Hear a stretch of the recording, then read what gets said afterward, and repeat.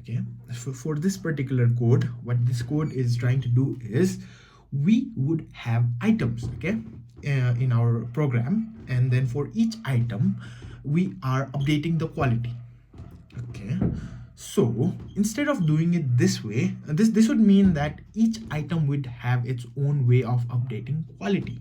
Okay, and the way it is done over here is it's just slapping everything into a single function. Okay, the way we can make it easier is by using polymorphism. Okay, let's understand that. Why polymorphism? It's because we are sure that in our code we will have items. Okay, these items will have their own unique names, and these items will have its own unique update quality function, which is why we are able to extract it as a polymorphism. Now let's do that. Okay, so the way you would do that would be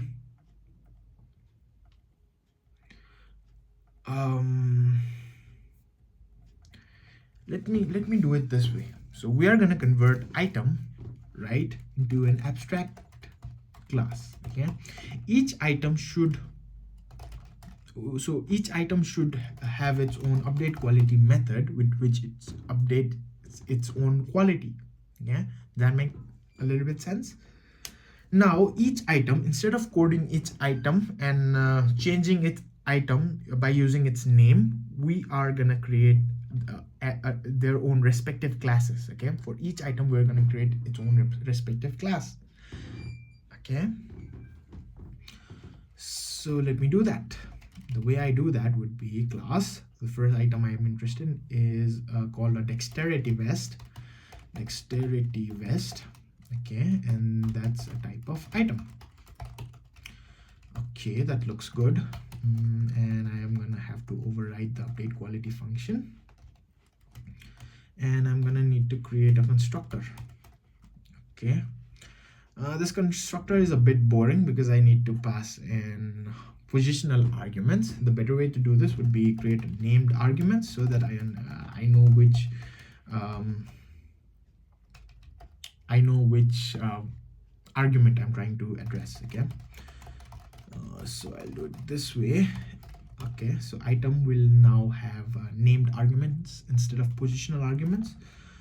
So the way we change it over here would be this way. Okay, and I already know the name for dexterity vest, so I'm not gonna take it as a parameter, and instead I'm gonna hard code that over here. Excuse me, like that. Better. I can do the same thing for all of my items moving forward. So let me just be lazy and copy paste everything. So we have a dexterity vest, we have aged brie, we have elixir of the mongoose, sulfuros, backstage, and conjured mana cake. Okay, and by the way this kata is designed is that we already have these items in the system, and we wanted to add the update quality method for conjured mana cake. Now if you look at update quality function right now, and if you try to do anything to modify this function to add the functionality for conjured mana cake, you'd probably end up with a lot of bugs, and you'd probably break the system because this function is very, very long. Okay, which is why we are trying to refactor it and make it smaller and easier. Okay, by using polymorphism, it will make our work super easy. Let me just show it to you. Okay, and yeah, before copying all of this, what I should have done is the update quality method, right? So this is the update quality method for all of my items right now, because this is the best I can do. Okay, update quality. Wow, why can I not paste that? Okay, I can paste that now. So that's better. This is how you'd update quality right now. So I can, that means that I can change this function, right, to say something like this. So for each item, I'm gonna take that item I got table index here on, and I'm gonna say update quality. Look at that. Look at how easy to read that is, right? with respect to this long code. This is very hard to read. But this code, it's very easy to read. And I noticed something over here, and that is I'm checking if items at index.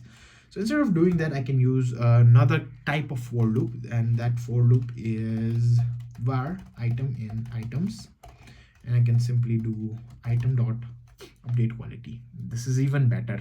This reads well. Now, okay, so I need to code each of the item with its update quality function. This is the update quality function, and we are gonna modify this update quality function for each dexterity, like for each item in the system. Okay, and it looks like we have 1, 2, 3, 4, 5, 6 types of items in our system right now. So let me have 6. Let me copy this over 5 times. 1, 2, 3, 4, 5. Okay, that's okay. Update quality and update quality, and everything is now right now called dexterity vest. So that's I'm gonna rename it in a bit. So let me yeah, just do this right now.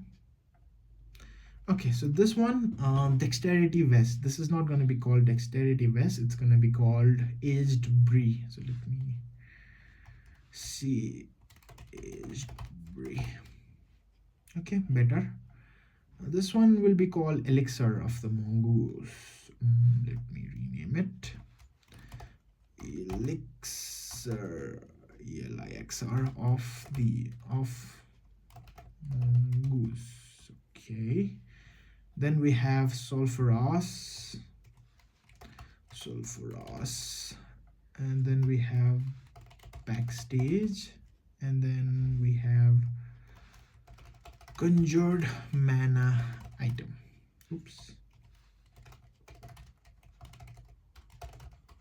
Okay. See, so when I separate these items into its own separate class, what happens is this gets like very long. So I should probably refactor this into multiple files. Okay, refactoring into multiple files is another pattern. Okay, when you refactor stuff into multiple files, it makes your code lines of code smaller, and it makes it easier for you to understand the code, because in each file your lines of code would be small and it could be readable. So let me show you how we can extract things into files. Okay, so over here, if you see, the way you extract things into files is by separating concerns. So I see that my concerns over here are gilded rows, which is our main mechanism of updating quality. Then I have items, which is the models in the system. Okay, and then I have all of these, which is part of the main family. So let me make a folder for these. So I'm gonna make gilded rows. I'm gonna have main.dart. Okay, and then I'm gonna have models. I am gonna have the main class, which is our gilded rows.dart folder. Inside our model, we have our base model, which is item.dart. Okay, so let me actually look at the code and then I have other models, which is the dexterity vest. So I'm gonna make a file for each of these items. Dexterity vest.dart, aged brie.dart, elixir of mongoose.dart. I have sulfurous.dart. I will have backstage.dart, and I will have conjured mana item.dart. Okay, cool. Now what we'll be doing is we'll be taking all of these codes and we'll be putting those codes into its separate files.